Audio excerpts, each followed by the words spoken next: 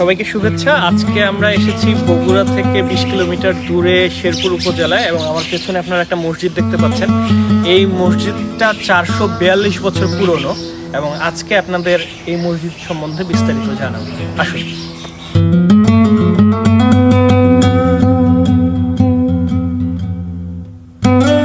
এই মসজিদটার সামনে আমরা দাঁড়িয়ে আছি। এই মসজিদটার নাম হচ্ছে খেরুয়া মসজিদ। 1582 সালে জওহর আলী কাকলাসের ছেলে মির্জা মুরাদ খান কাকলাস এই মসজিদের নির্মাণ করেন। কাকলাস হচ্ছে একটি তুর্কি উপাধি। এই উপাধিটা থেকে বোঝা যায় যে তারা হচ্ছে তুর্কি শাসনামলে এই অঞ্চলে আসলে শাসনকর্তা হিসেবে ছিলেন। তারা এখানে ফৌজদার হিসেবে ছিলেন। ধারণা করা হয় যে একসময় শেরপুর দুর্গ নামে একটি জায়গা ছিল, কিন্তু এখন সেটার কোনো প্রত্নতাত্ত্বিক নিদর্শন আসলে নেই। ধারণা করা হয় এই যে মসজিদটি খেরুয়া মসজিদ ছিল সেই শেরপুর দুর্গের একটি অংশ। এছাড়াও এই মসজিদটির সম্বন্ধে গুরুত্বপূর্ণ ব্যাপার হচ্ছে এইটা একদম মুসলিম শাসনামলের যে স্থাপত্যকলা, সেই স্থাপত্যকলার আসলে একটি নিদর্শন। আমরা বগুড়ায় অন্যান্য নিদর্শনগুলোতে আমরা কিন্তু দেখতে পাই যে যখন পুনর্বর্ধন নগরী ছিল, সেই পুনর্বর্ধনের রাজধানী হিসেবে বগুড়ার মহাস্থানগড়ে এখনও অনেক প্রত্নতাত্ত্বিক নিদর্শন রয়েছে।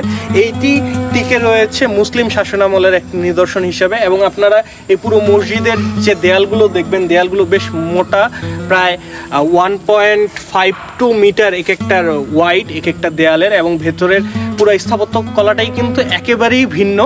এবং মজার ব্যাপার হচ্ছে এই মসজিদে এখনও মানুষ নামাজ পড়েন, এই মসজিদটা এখনও সচল রয়েছে।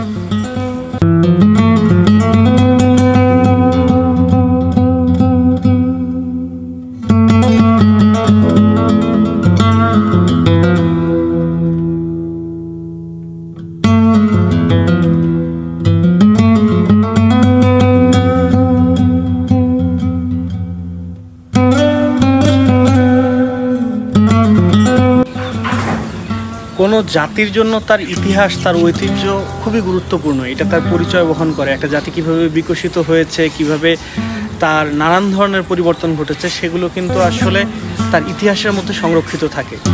আমরা এই ধরনের প্রত্নতত্ত্বগুলোর মধ্য থেকে বুঝতে পারি যে আমাদের জাতি, আমাদের বাংলাদেশের যে জাতিসত্তার মানুষ, বিভিন্ন জাতির মানুষ, আমরা আসলে কিভাবে এখানে বিকশিত হলাম, সেইটার ইতিহাস কিন্তু এই ধরনের প্রত্নতাত্ত্বিক নিদর্শনগুলোর মধ্যে রয়েছে।